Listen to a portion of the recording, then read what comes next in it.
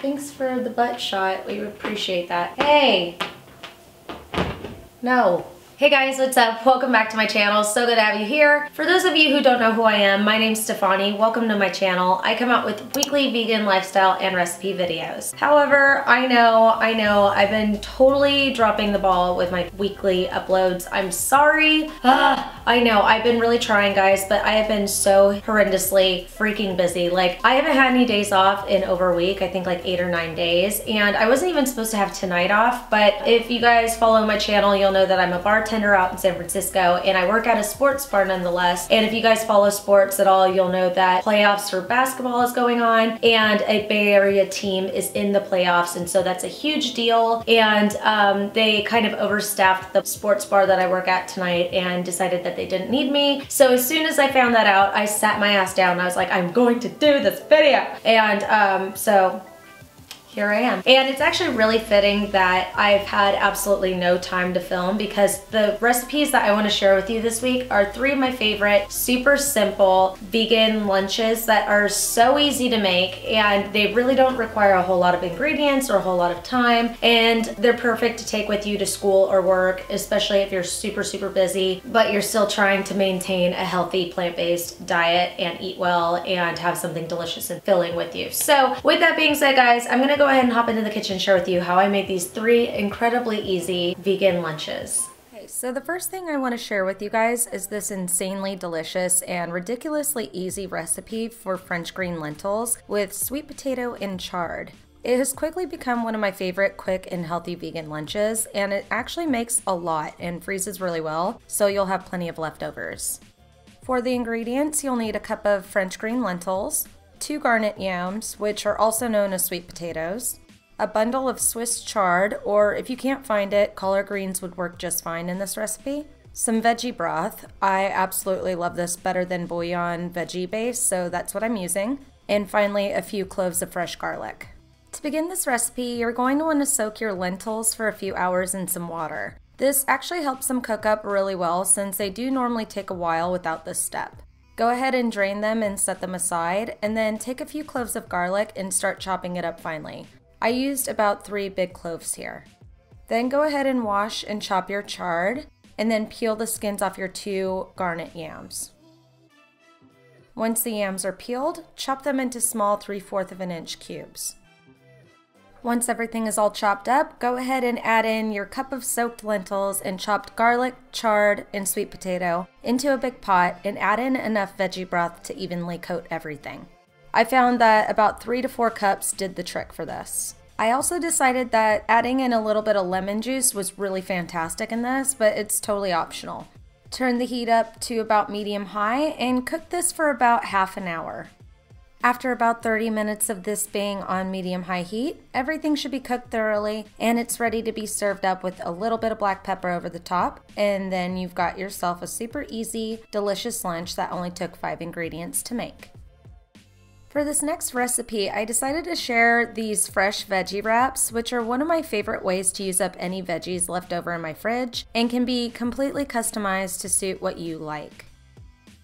To make these, I began by tearing off some romaine lettuce leaves and slicing up some carrots, some bell peppers, some avocado, and some cucumber, which were what I had in my fridge that I needed to use up.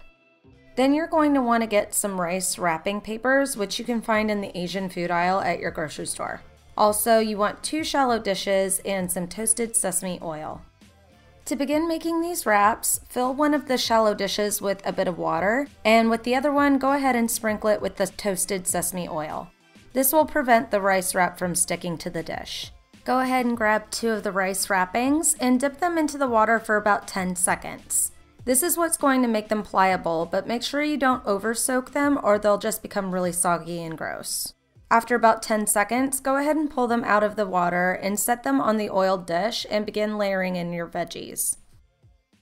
Be careful not to overfill your wraps, but once your veggies are all in your wrap, tuck both the sides in and roll it up nice and tight. It may take a few tries to get it right, but with a little practice, it's actually really easy. Go ahead and repeat this process until you have the amount of rolls you want.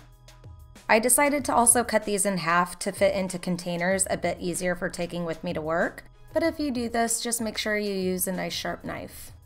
Now for the sauce, if you want to keep this recipe super simple, you can just dip these rolls into some hoisin. But if you're feeling a bit fancy, you can mix together 2 tablespoons of hoisin with the juice of an orange and a lime, half a seeded serrano pepper, and a handful of cilantro. To make this, just blend it all together in a high-speed blender, and you have a super fresh tasting, delicious sauce for these rolls that can also be saved and used as a super amazing salad dressing for later. After that, you have yourself some really simple, easy to travel veggie wraps that make for a great way to use up any leftover veggies in your fridge. Okay, for this final recipe, I decided to share this super fresh tasting potato salad. Again, this is an insanely easy recipe. Go ahead and begin by washing about 2 pounds of red potatoes and then begin slicing them up about 1 inch thick. Don't slice them up too thin or else they won't hold their shape and they'll start to break apart when you cook them, and they'll be more like mashed potatoes, which is definitely not what we want. Once they're chopped up, stick the potatoes in a large pot and add some water and let those come to a boil and cook up while we make the dressing to go on them. For this potato salad dressing, you'll want the juice of a full lemon, a clove of garlic, a bunch of parsley, 1/4 of a cup of green onion, 2 tablespoons of Dijon mustard, 1/4 of a cup of olive oil, and some salt and pepper to taste. Go ahead and add in all of the ingredients into a high-speed blender, and once they're all in there, add in a little bit of the liquid from the boiled potatoes. This adds a little bit of starch from the potatoes, and it's going to help blend this all together, but also help the dressing really stick to the potatoes when they're all dressed. Go ahead and screw on the cap and blend this all together until the parsley and the garlic is well blended.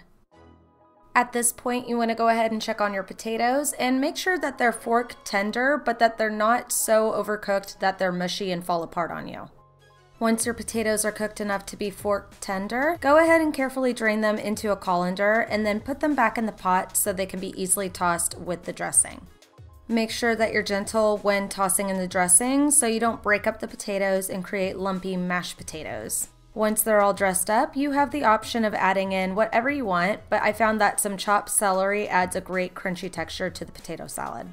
I also sprinkled on some fresh parsley and some crushed red pepper flakes to add a little bit of a kick to this dish. Alright guys, so that does it for this week's video. I hope it was easy enough for you guys to follow, and I hope that you guys try out some of these recipes. Don't forget to Snapchat me or tag me on Instagram if you do try these out, because I absolutely love to see how you guys recreate them and make them suit your own tastes and likes. And also don't forget to subscribe to my channel because I come out with weekly vegan lifestyle and recipe videos, and I wouldn't want you guys to miss out on any of them. I hope you guys all have an amazing week, and I will see you on my next video. Take care guys, I love you all.